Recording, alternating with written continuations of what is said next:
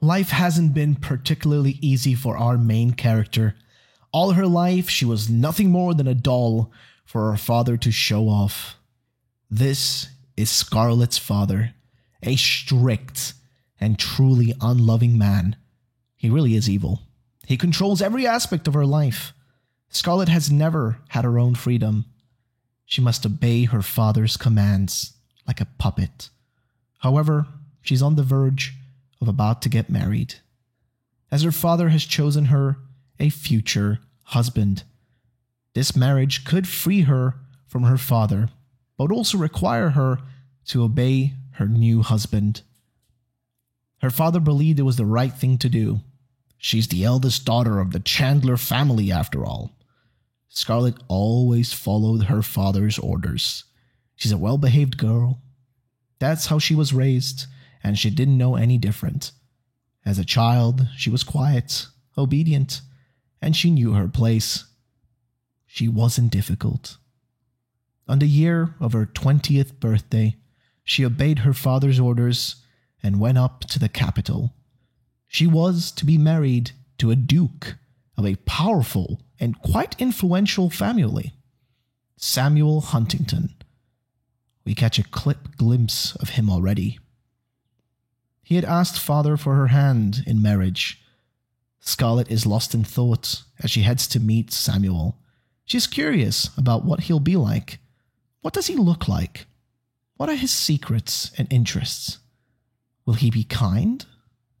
Scarlett was excited to meet her fiancé for the first time ever, but she tells us that it was naive of her, and we're about to find out why. We see Scarlett arriving at Samuel's manor. It's a really big place, and our lady needs some time to take everything in. So this is what the Duke's home looks like, she thinks to herself. A servant guides her to Samuel and announces her arrival to him. She's instructed to enter the room. And this is the moment when we'll meet Duke Samuel for the first time. At first glance, Samuel appears to be a good-looking young man.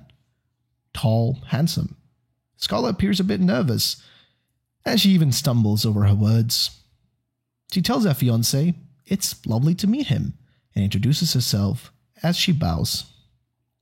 Samuel assumes our lady is tired. Must have been a long journey after all. Scarlett says it's fine. Scarlett has just met Samuel, but she senses that something's off. She notices it in his tone and his facial expressions. He seems cold. Scarlett's self-esteem has always been pretty low due to her upbringing. She tells her fiancé that she's grateful to be recognized. She's just a lowly girl after all. Then out of nowhere, we get to learn that there's another woman in the room.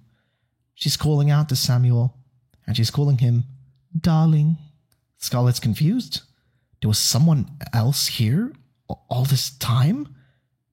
Who is this woman?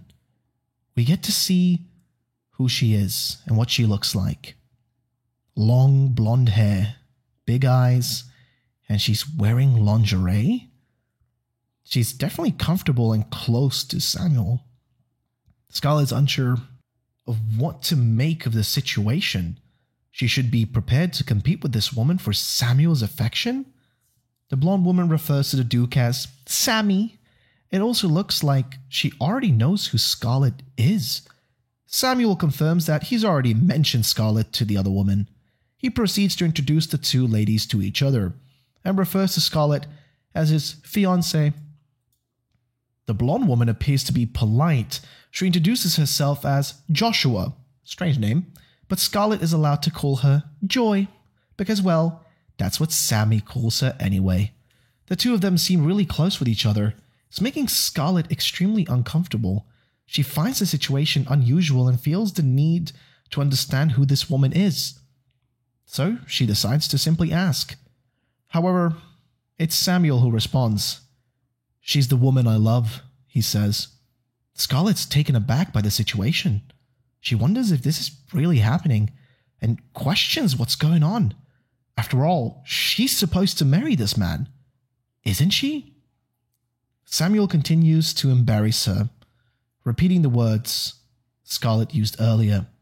It's an honor for him to have recognized a lowly girl like her. Samuel comes straight to the point.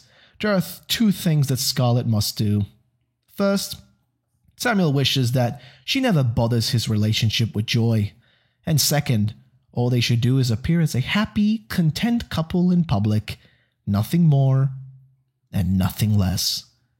As long as she listens to the two rules, he promises he will treat Scarlett as a proper lady of the house.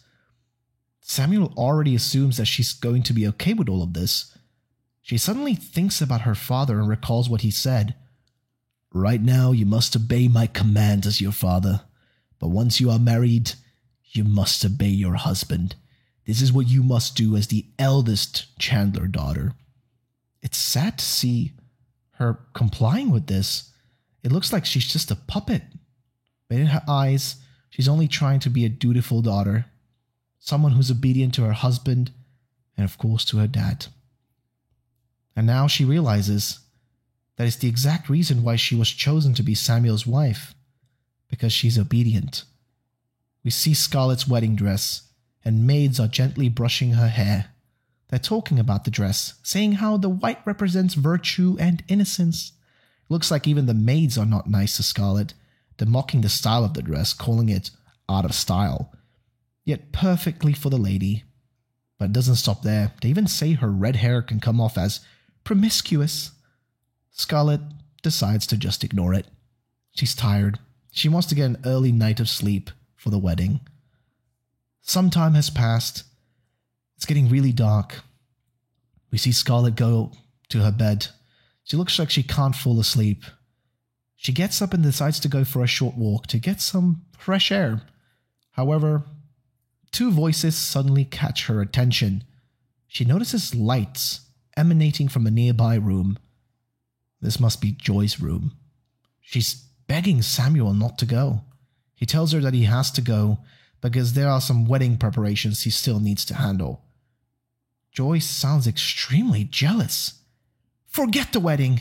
Why do you have to marry that girl? She says. Scarlett's curiosity gets the better of her.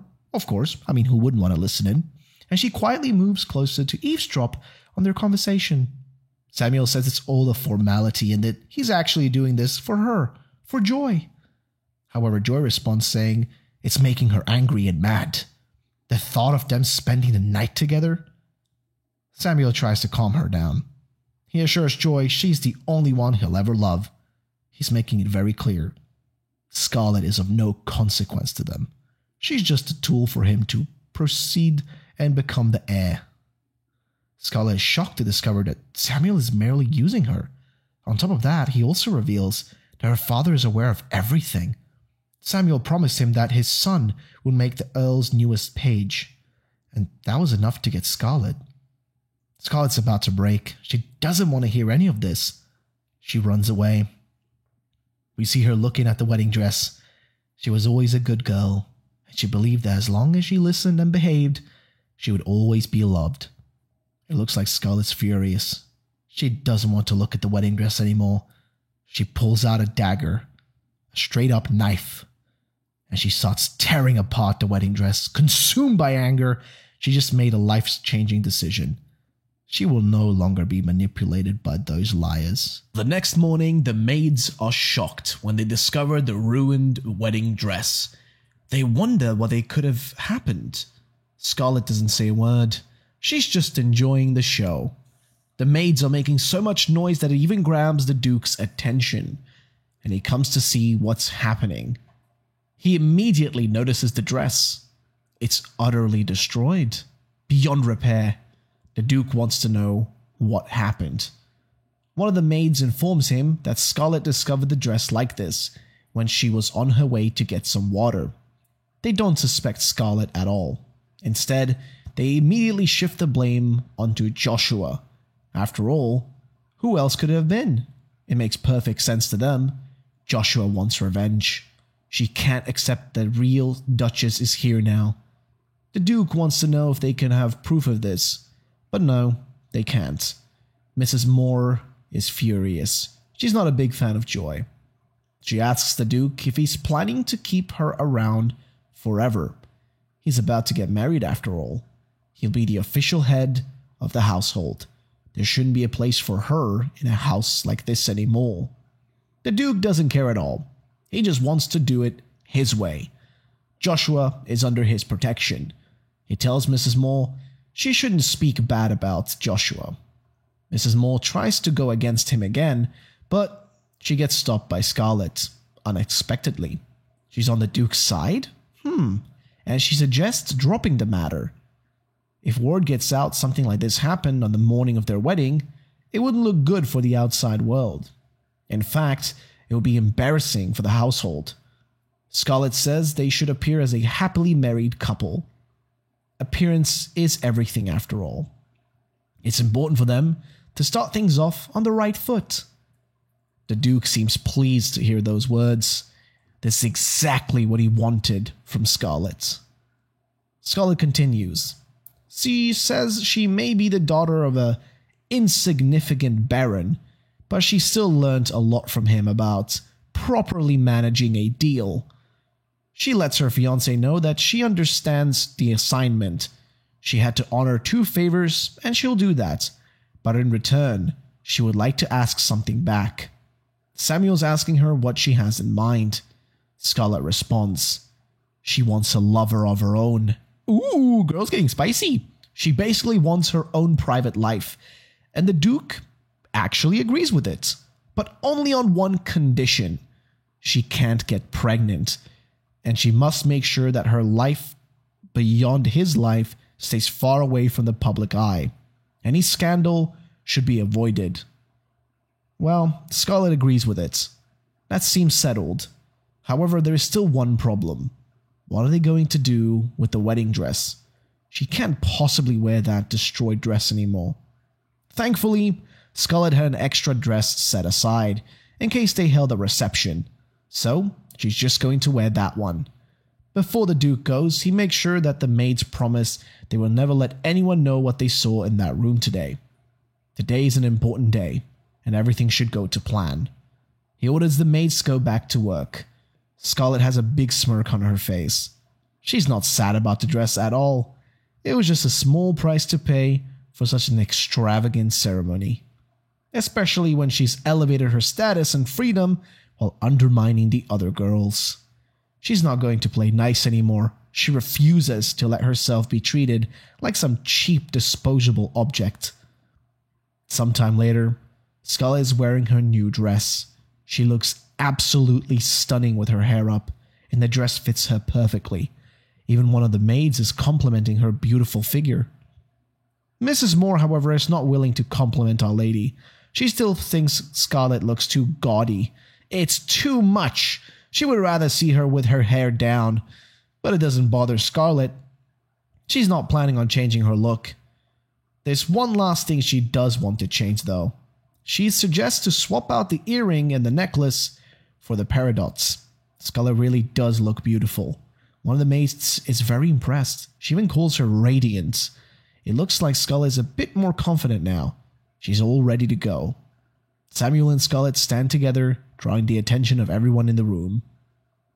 They do look beautiful, but nobody present is aware of the underlying situation. The wedding is quite impressive, with a lot of cake and champagne. After a while, it's time for Scarlett to change into another dress. To her surprise, there's a reception, and the maids assist her with the wardrobe change. They mention that Duke Kingsley is present and wishes to personally congratulate the couple. She explains that Kingsley and Samuel have been friends for a very, very long time, so they kind of had to accept it.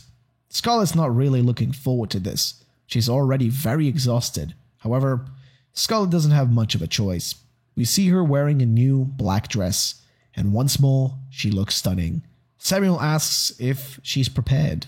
He notices the Duke, signaling that it's time to go say hello. But then, an unfortunate accident occurs. A woman accidentally drops her glass of wine, causing it to shatter on the floor.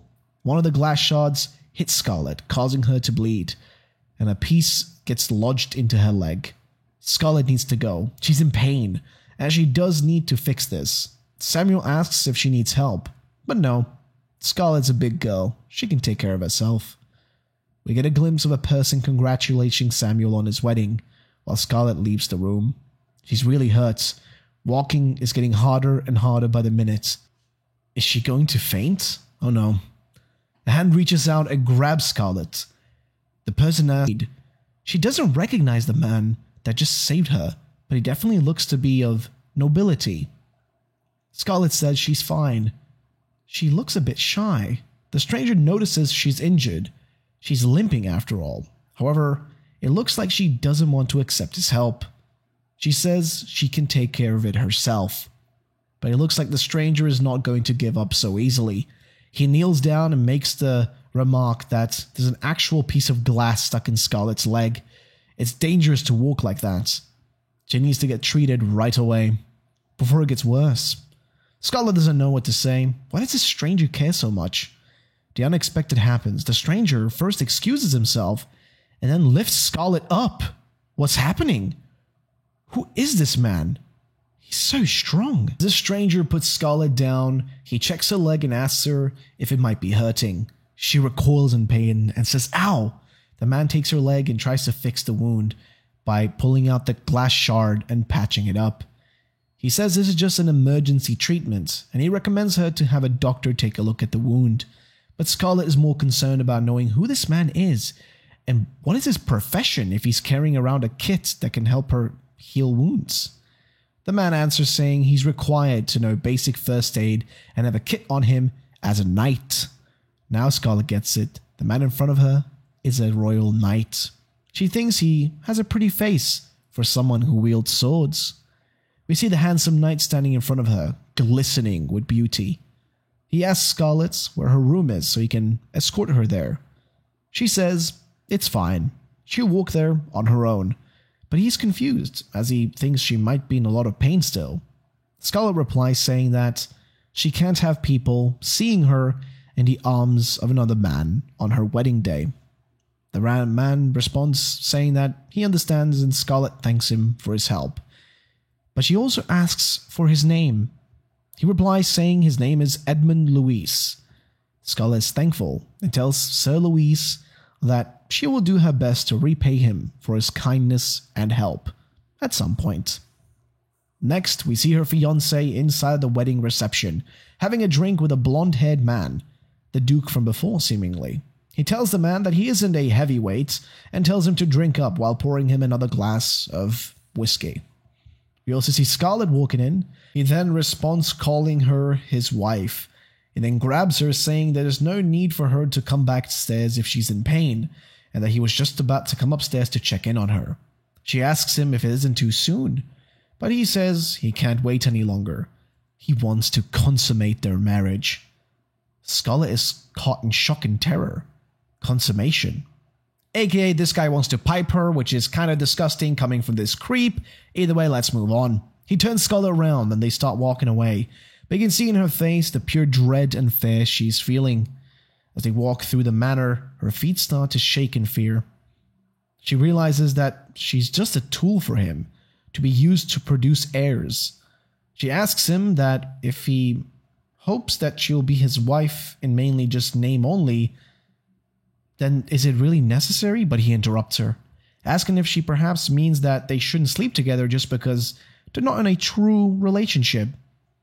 He says that people will talk if they don't fulfill their basic duties as a married couple, and says that it must be done, as that is also part of being in a relationship, and that is what he needs from her.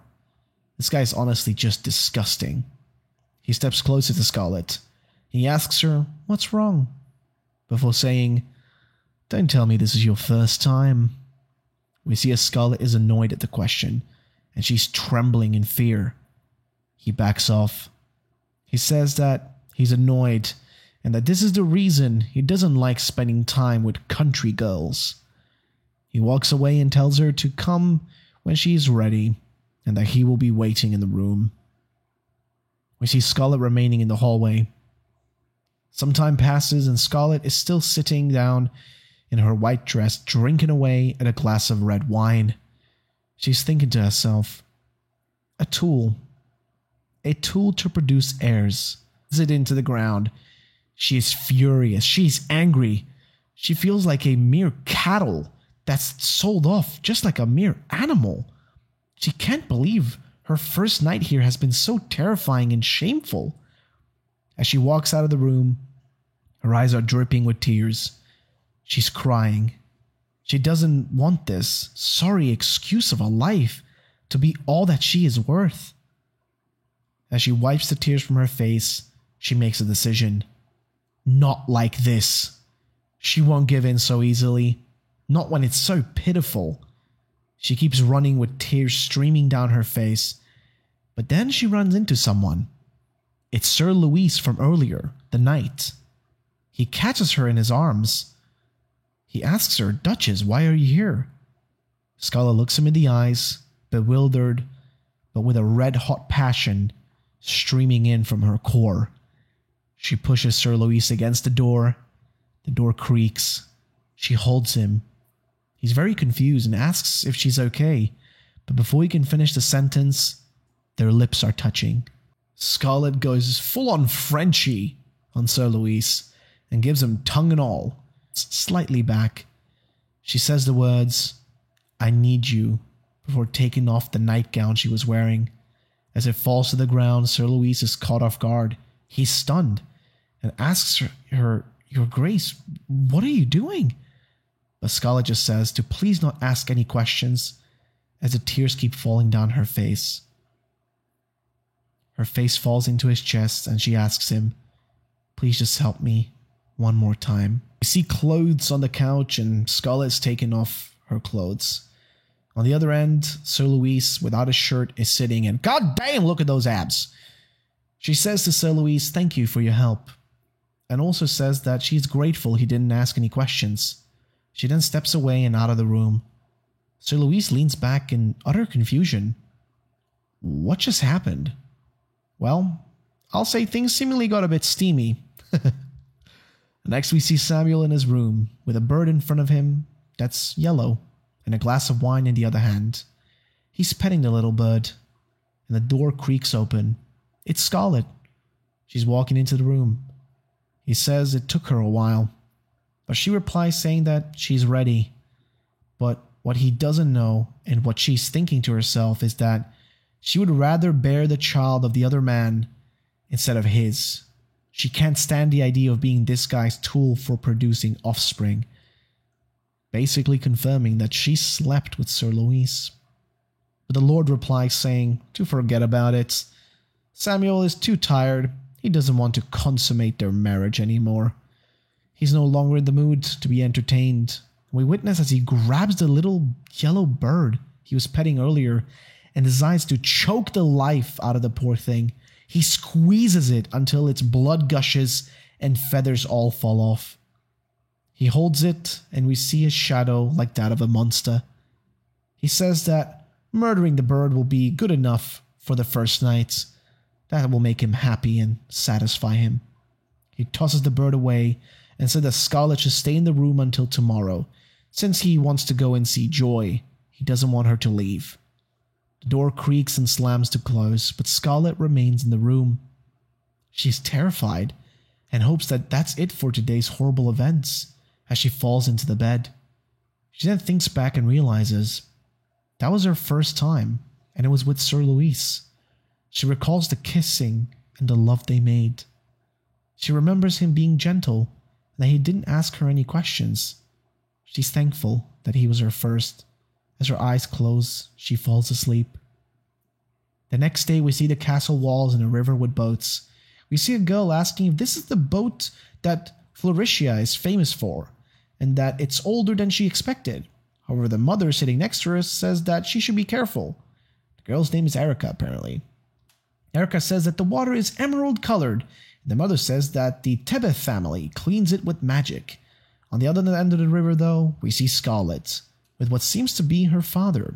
He asks her if she accomplished her main task for the first night. She replies saying yes. He asks if she was sure to not annoy Samuel, but she replies that she fulfilled her duties.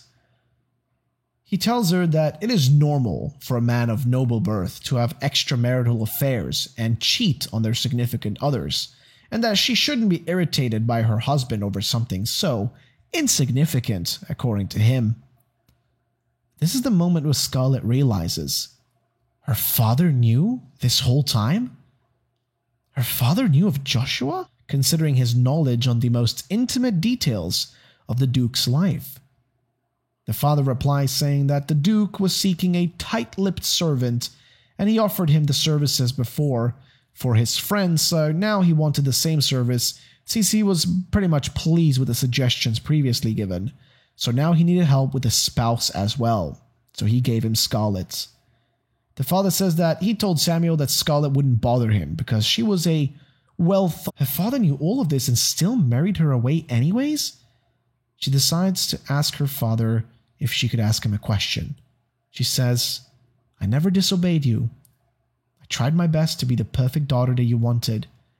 But did you ever love me?" The father responds, "Love?